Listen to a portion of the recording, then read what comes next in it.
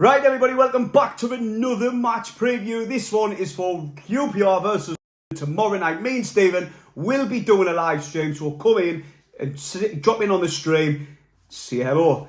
Also, we've got a shirt giveaway. I'm a little bit gutted about this shirt giveaway because I think it's probably the best shirt we've actually give away, and we're doing it before we hit 7k subscribers. We're going to roll it on a little bit, give it a chance for a few other people to win. But all you've got to do is leave a comment, a score prediction, and obviously get it right. You got in the hat. If you get it right twice, you got in the hat twice. Simple as that. But this time, you've got to be a subscriber because everybody's name will be checked. Before I get on with the rest of this video, do us a massive favour. Like this video, obviously, but get on the other video of our match vlog and give it a like, please. We're trying to hit 500 likes. We're about 20 off, just 20 off, and it's for a good cause. It's for the Stephen will have a shave cause, and it helps me. I've got to look at him every week, and he hasn't got the best face hair.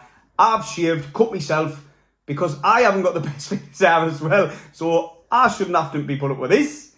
Go and give it a like.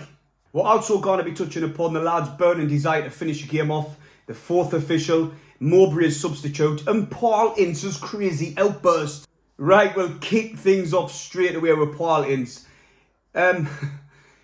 You, me, everybody saying that Reading were time wasting. Everybody saying that Reading came for a draw, and for a long period of the game, it did look like that was going to happen. And Paul Ince would have probably admitted that if they came away with a point, but the fact they didn't. Jeff Brown in the interview, absolute belter of an interview.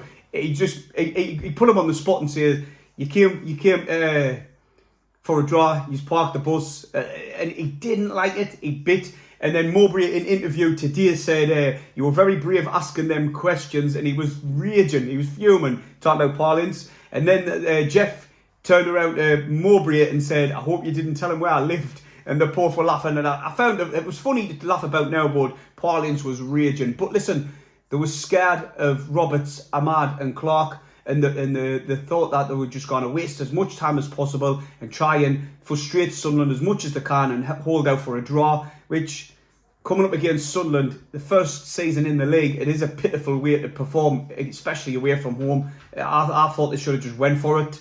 They silenced the crowd for quite a long periods of time as they were frustrating us, and it nearly did pay off. And I think he would have been saying different things in interview if it didn't come down to Roberts nicking the ball off the defender and putting it away. Also, quickly, that'll take us on to the fourth official. Twice we have been robbed by the amount of injury time being given. Granted, on Saturday they could have easily given 20 minutes. You know, it did get in our favour because we got the goal near the end. And I absolutely loved Alicia's shithousery by hiding the ball up his top and going celebrating with the lads in the corner. I loved that from Alicia. It was class. Then he put it up the back end so no one could get nowhere.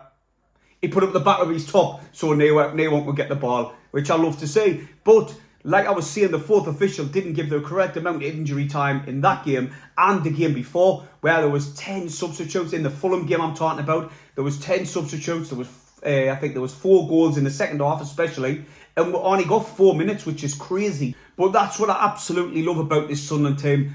They've got a willingness to see the game out in the full 90 minutes now, which we all know for long periods, even of this season, we've been a 45-minute team. And I think that now Mowbray has got it into the players' mentality that you need to be playing for 90 minutes, and we're starting to see that on the pitch. I just want to quickly touch upon Bennett briefly. I think he's been getting a bit stick on social media. For me personally, I don't think it's just the lad hasn't had enough minutes on the pitch to be giving him criticism at this period in his career. He's only 18, he doesn't speak much English, and when he's on the pitch, he just wants to impress, and he does try his best. Every time I've seen him, yes, sometimes he's not getting Mowbray's instruction down to a T, but that's simply a language barrier. So it's exciting times for Sunderland as we are sitting now in 7th. We have a game in hand on Watford, and there's only 1 point in it. So if we win the game in hand, yes, you've got to win the games in such games in hand. Didn't mean points on board. We all know that, but nonetheless, it's exciting times. We're looking good on the pitch. They're starting to play a full 90 minutes now and playing right till the very end. And I believe in the lads that we can get the top 6, mate. I personally do believe. I've said it all season long on these videos that I've got the clientele to do it. Yes, it has been a bit of a kick in the teeth with what's happened to Ross Stewart. But nonetheless, listen, the lads proved the point the first time he got injured, and I think they're going to step up to the mark yet again.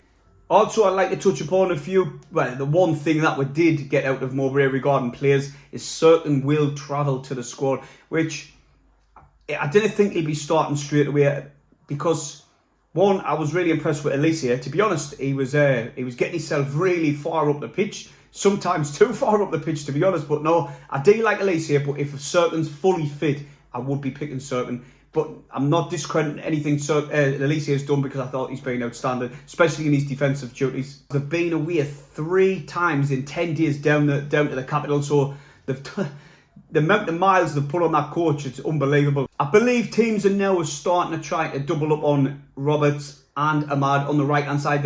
They're targeting that as a key area of Sunderland's attack and threat. But that, for me, leaves space on the opposite side for Clark. And I think Clark will shine when he's not getting double upon. I believe Clark has come under a lot of I would see it unjust criticism. I would, because I can see what he really does offer. His ball retention is unbelievable. He can take a ball and travel with it for long periods of time. Gets all the way down the wing. The only thing I would ask of him more is to put more balls in the box. But I know why he doesn't, because Ross Stewart isn't on the pitch anymore. Joe Geldart not being the tallest, they're going to try and get it into feet, which that would be much more understandable. And quickly, Mowbray's substitutes were perfect. Them substitutes changed the game. I thought the experience of Pritchard further up the pitch was invaluable at that point in time, and that's exactly what we needed at that time, and we got the goal out of it. So Mowbray, he brought off Ahmad, and you're thinking, Jesus, one of our best players, what's he doing? But he obviously knows better than us because it worked. Right, so moving on quickly to QPR. The 16th, they've played one more game than teams in and around them. They're on 31 games. But a win against us and scores go the opposite way for them. They could see themselves as high as 11th. So I think that will be a big incentive for QPR to get the win on Tuesday night. But the form table doesn't look the best if you're a QPR supporter. I'm not gonna lie. You haven't won a game since the 17th of December. And at one point in October, you were top of the league. And they've just dropped clean away. In the last 5 games, they've only picked up a possible 3 points out of 15.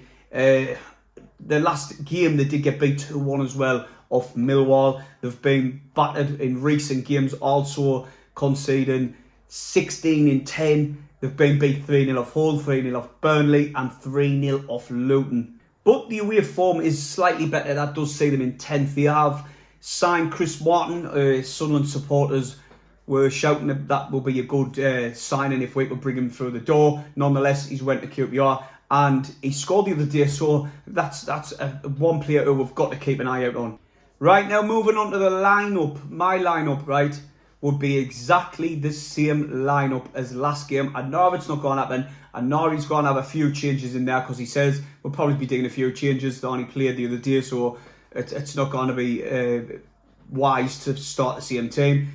Probably start the same team now I've said that, but nonetheless, it would be exactly the same team for me. Right, so that's it for me for now. Do us a massive favour. Go and hit the thumbs up on this video and the one of the vlog so Stephen can shave. And hit the thumbs up and subscribe if you're brand new. Come and watch us on the live stream tomorrow.